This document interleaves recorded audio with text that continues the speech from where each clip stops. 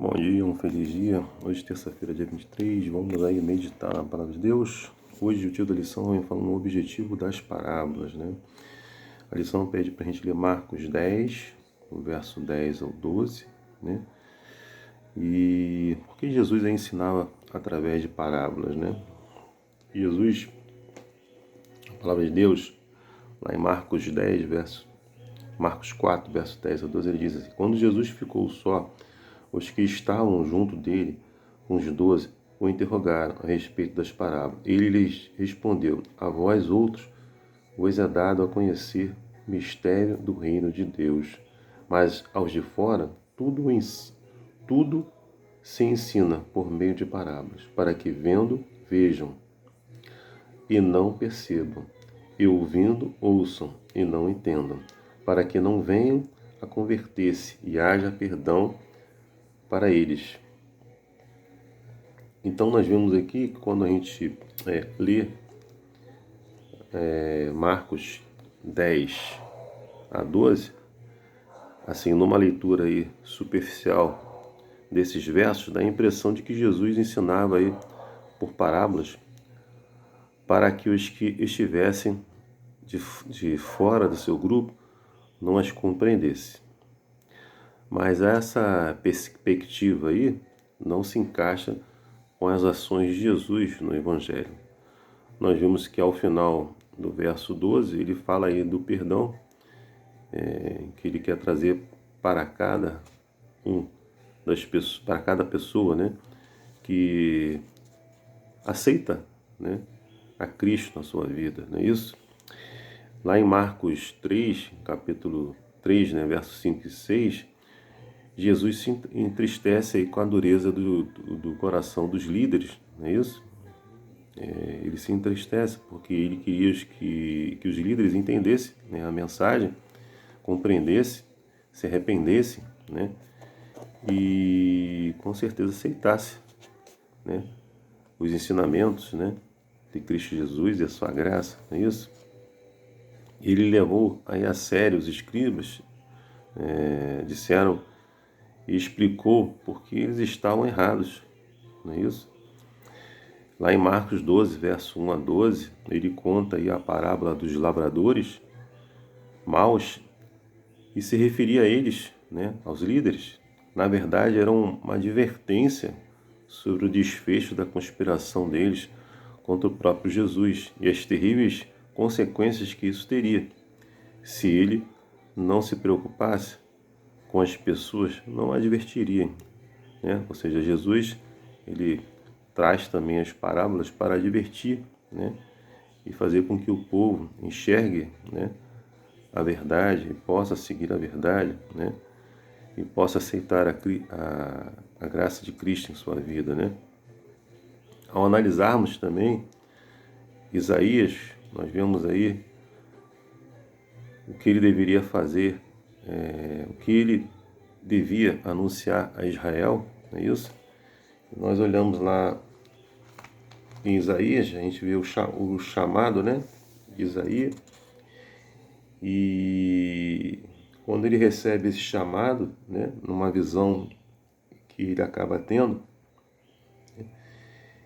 ele comenta aqui na palavra de Deus, lá no verso 6, ele fala assim: Eis que ele tocou os teus lábios, a tua iniquidade foi tirada, e perdoado teu pecado. Depois disso, lá no verso 8, depois disso ouvi a voz do Senhor, que dizia: A quem enviarei? E a quem há de ir por nós? Disse eu, ou seja, Isaías falando: Eis-me aqui, envia-me a mim. Então, Isaías recebeu uma visão. Nessa visão ele recebe um chamamento de Cristo, né, para que ele pudesse anunciar isso a Israel. E aí ele começa dizendo: Eis-me aqui, estou pronto, envia-me. Então, lá no verso 9 ele fala assim: Então disse ele: Vai e diz a esse povo: Ouvi, ouvi, e não entendais. Vede e vede, mas não percebais.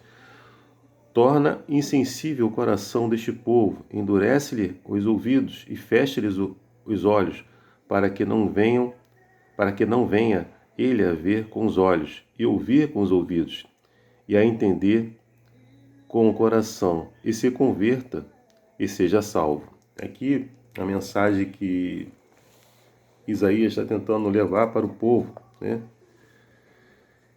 É uma mensagem que destina-se a chocar o povo, despertando Israel para que ele se afaste do mal, né? A chave para compreender as palavras de Jesus é encontrada também lá em Marcos 3, verso 35, quando ele fala para compreender os ensinos de Jesus é necessário o quê? Fazer a vontade de Deus. E isso que nos torna aí membros da família de Jesus, né? Por outro lado, os que tinham concluído que Jesus estava possuído pelo inimigo, por demônios, né? Não ouviram as suas palavras, né? Então, o objetivo de Jesus, citando aí o Isaías 6, não era dizer que Deus estava rejeitando as pessoas, mas que as ideias preconcebidas e a dureza delas as impediam de aceitar a verdade que salva, a qual atravessa a parábola do semeador. Cada um escolhe o tipo de solo que deseja ser. Todos precisam decidir se vão ou não se render a Jesus.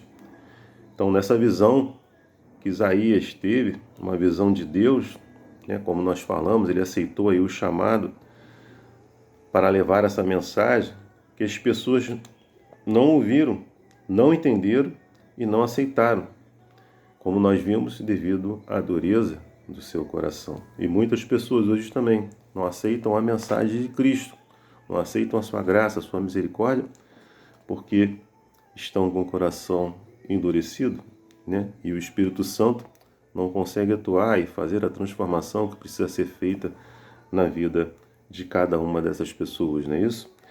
Para que possamos aceitar a graça de Cristo, a graça de Cristo, né? A sua misericórdia, o seu amor, né? A sua bondade e a sua graça que está disponível para cada um de nós. Devemos ter um coração de carne para que o Espírito Santo possa atuar e transformar. E aí, nós remetemos à parábola do semeador. Qual é a escolha que você fez, né? Qual é o solo, né? Como nós vimos aí, o solo é o ouvinte, né? Você está com aquele solo onde a semente, a palavra de Deus é jogada ao caminho? Você está no solo onde a palavra de Deus é jogada ali no meio dos espinhos, no meio da parte rochosa ali, ou você está no solo onde a palavra é frutífera, né? Ou seja, a partir do momento que você recebe essa palavra, você compartilha essa palavra com outras pessoas para que a graça possa atingir outras pessoas. Que você seja um solo frutífero, né? Que a palavra chegue a ti e que você transmita essa palavra e que ela seja frutífera, que ela se espalhe e que muitas pessoas venham conhecer, né, a graça de Cristo e se render, né, a Jesus.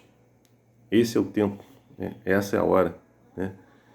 Deus fala para mim e para você, né, para que possamos, né, levar a mensagem de Cristo, né, e que as pessoas, né, possam fazer a sua escolha. Que tipo de solo ela deseja ser? Um solo frutífero, onde, ouvindo a palavra, ela divulga essa palavra e muitas pessoas venham se render, né, a Cristo Jesus. Que Cristo, né, que o Espírito Santo de Deus te mova, me mova a mim, a cada um de nós, para que possamos ser um solo frutífero, né, e levar a palavra para que muitas pessoas venham aceitar a graça de Cristo, né, e se rendam a Jesus. Que Deus te abençoe e te dê aí uma terça-feira abençoada. É meu desejo e minha oração. Amém.